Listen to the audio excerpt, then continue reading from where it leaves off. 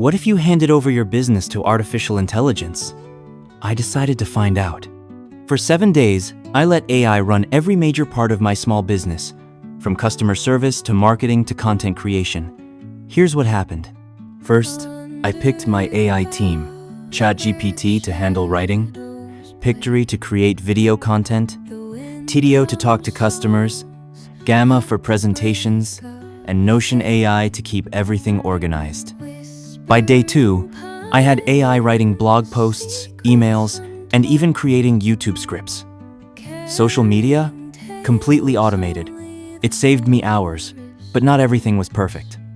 Some posts sounded too robotic, so I had to edit. Tidio handled all my customer support. It was fast, polite, and accurate 90% of the time. But once, it gave a confusing refund answer that almost cost me a sale. Gamma helped me create a pitch deck in minutes. Notion AI tracked everything from tasks to scheduling meetings.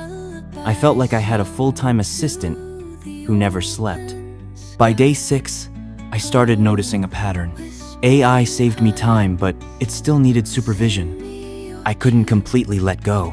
Also, juggling so many tools meant learning curves and integration issues.